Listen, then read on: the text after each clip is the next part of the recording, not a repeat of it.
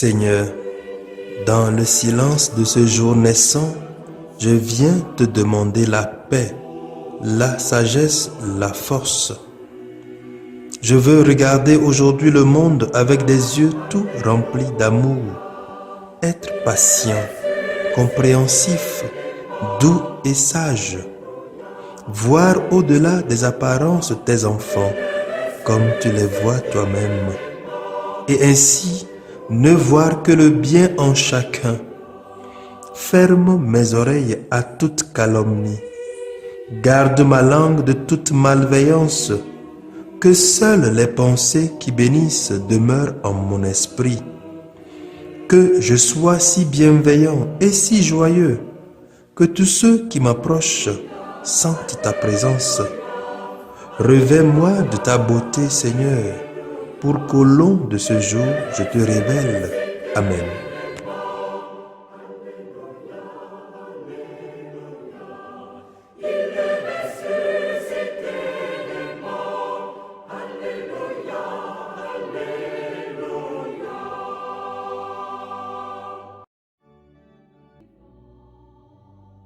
Les textes de ce jeudi, fête de l'Assomption du Seigneur, année A, lu par le Père Victor Aziabli, SMA, et commenté par le Père Augustin Kassa, SMA.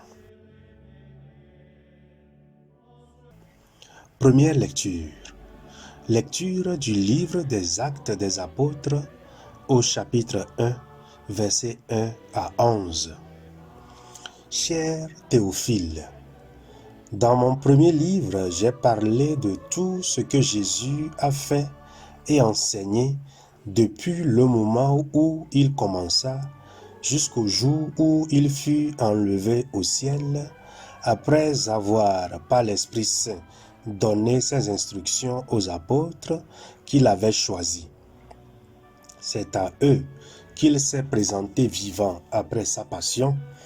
Il leur en a donné bien des preuves, puisque pendant 40 jours, il leur a apparu et leur a parlé du royaume de Dieu. Au cours d'un repas qu'il prenait avec eux, il leur donna l'ordre de ne pas quitter Jérusalem, mais d'y attendre que s'accomplisse la promesse du Père. Il déclara: « Cette promesse, vous l'avez entendue de ma bouche. Alors que Jean a baptisé avec l'eau, vous, c'est dans l'Esprit Saint que vous serez baptisés d'ici peu de jours. » Ainsi réunis, les apôtres l'interrogeaient: « Seigneur, est-ce maintenant le temps où tu vas rétablir le royaume pour Israël ?» Jésus leur répondit: « Il ne vous appartient pas de connaître les temps et les moments que le Père a fixé dans sa propre autorité. Mais vous allez recevoir une force quand le Saint-Esprit viendra sur vous. Vous serez alors mes témoins à Jérusalem, dans toute la Judée et la Samarie, et jusqu'aux extrémités de la terre. » Après ces paroles, tandis que les apôtres le regardaient, il se leva, et une nuée vint le soustraire à leurs yeux. Et comme ils fissaient encore le ciel où Jésus s'en allait, voici que devant eux se tenaient deux hommes en vêtements blancs qui leur dirent: « Galiléens, pourquoi restez-vous là à regarder vers le ciel? Ce Jésus qui a été enlevé au ciel d'auprès de vous viendra de la même manière que vous l'avez vu s'en aller vers le ciel. » Parole du Seigneur.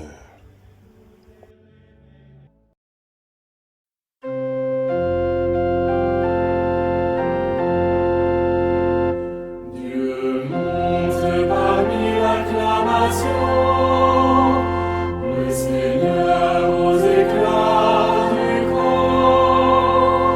Dieu montre parmi l'acclamation le Seigneur aux éclats du camp. Tous les peuples battez des mains, acclamez Dieu par vos cris de joie, car Car le Seigneur est le Très-Haut, le redoutable, le grand roi sur toute la terre. Dieu s'élève parmi les ovations, le Seigneur aux éclats du corps. Sonnez pour notre Dieu, sonnez, sonnez pour notre roi, sonnez. Dieu monte parmi l'acclamation, le Seigneur aux éclats du corps. Car Dieu est le roi de la terre, que vos musiques l'annoncent. Il règne Dieu sur les païens, Dieu est assis sur son trône sacré. Dieu monte parmi l'acclamation, le Seigneur aux éclats du corps.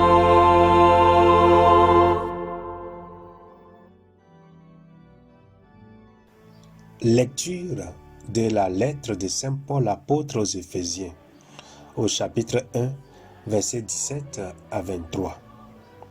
Frères, que le Dieu de notre Seigneur Jésus-Christ, le Père dans sa gloire, vous donne un esprit de sagesse qui vous le révèle et vous le fasse vraiment connaître, qu'il ouvre à sa lumière les yeux de votre cœur, pour que vous sachiez quelle espérance vous ouvre son appel, la gloire sans prix de l'héritage que vous partagez avec les fidèles, et quelle puissance incomparable il déploie pour vous, les croyants. C'est l'énergie, la force, la vigueur qu'il a mise en œuvre dans le Christ quand il l'a ressuscité d'entre les morts et qu'il l'a fait asseoir à sa droite dans les cieux. Il l'a établi au-dessus de tout être céleste, principauté, souveraineté, puissance et domination, au-dessus de tout nom que l'on puisse nommer, non seulement dans le monde présent, mais aussi dans le monde à venir. Il a tout mis sous ses pieds et, le plaçant plus haut que tout, il a fait de lui la tête de l'Église qui est son corps, et l'Église, c'est l'accomplissement total du Christ, lui que Dieu comble totalement de sa plénitude. Parole du Seigneur.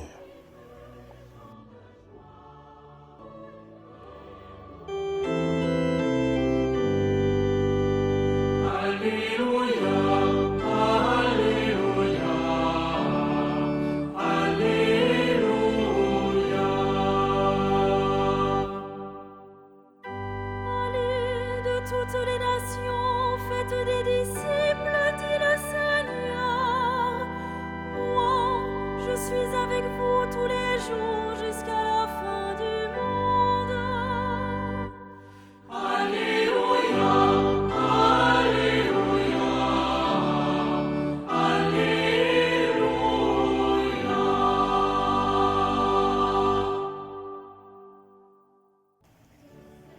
Évangile de Jésus-Christ selon saint Matthieu, au chapitre 28, versets 16 à 20. En ce temps-là, les 11 disciples s'en allèrent en Galilée, à la montagne où Jésus leur avait ordonné de se rendre. Quand ils le virent, ils se prosternèrent, mais certains eurent des doutes. Jésus s'approcha d'eux et leur adressa ces paroles. Tout pouvoir m'a été donné au ciel et sur la terre. Allez, de toutes les nations, faites les disciples, baptisez-les au nom du Père et du Fils et du Saint-Esprit. Apprenez-leur à observer tout ce que je vous ai dit. Et moi, je suis avec vous tous les jours jusqu'à la fin du monde. Acclamons la parole de Dieu.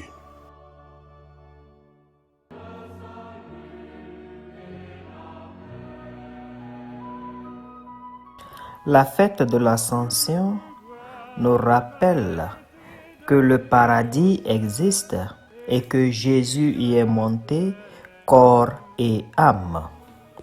Donc il y a deux éléments importants à retenir de la fête de l'Ascension. L'existence du paradis est le premier élément. En fait, en 2014, je crois, un film a été réalisé. Le titre du film en anglais, c'est Heaven is for real. Le ciel ou le paradis existe. Le film parle d'un jeune enfant qui, pendant une opération, a eu une expérience du paradis. Là, il a rencontré sa sœur qui était morte-née. Il a rencontré son grand-père. Et une fois guéri de sa maladie, il a raconté toute l'histoire à ses parents. Frères et sœurs, le ciel existe. Le ciel que Jésus-Christ nous a promis, où Jésus est allé et a promis nous venir chercher, existe. Et si nous croyons en Dieu, nous y serons nous aussi. Le deuxième élément important de la fête de l'Assomption, c'est qu'au ciel, nous vivrons corps et âme. Jésus est monté au ciel, corps et âme. Marie est montée au ciel, corps et âme. Élie est monté au ciel, corps et âme. Et nous aussi, nous vivrons au ciel, corps et âme. Je sais que pour la plupart d'entre nous, nous avons toujours eu cette conception qu'une fois que nous mourons, c'est l'esprit qui s'envole vers le ciel et que le corps est enterré. Et pendant l'histoire de l'Église, d'un temps à un autre, les gens ont décidé de prêter plus attention à leur esprit qu'à leur corps. Mais personne ne sait à quoi ressemble la vie de l'esprit sans le corps. Tous, nous savons à quoi ressemble une vie pleine en esprit et dans le corps. Et voilà ce que Dieu promet à tout un chacun de nous.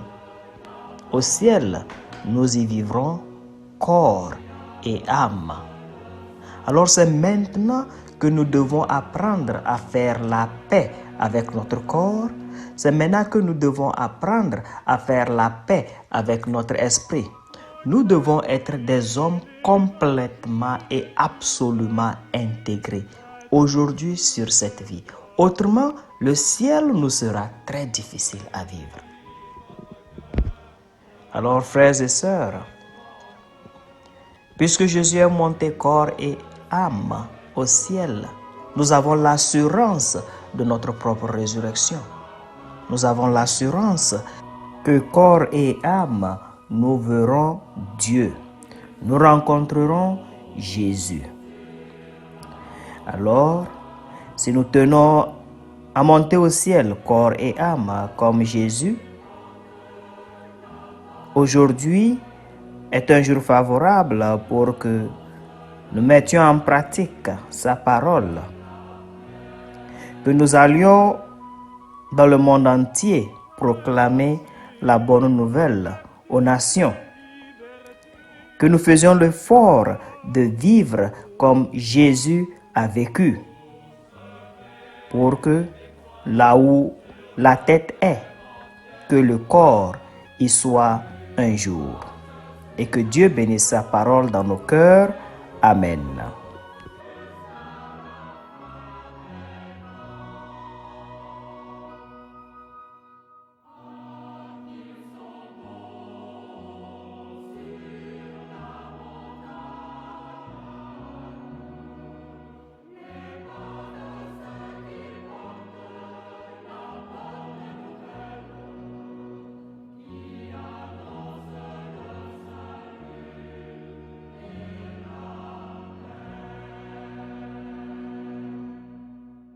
Que le Seigneur Tout-Puissant et Miséricordieux nous bénisse et nous garde.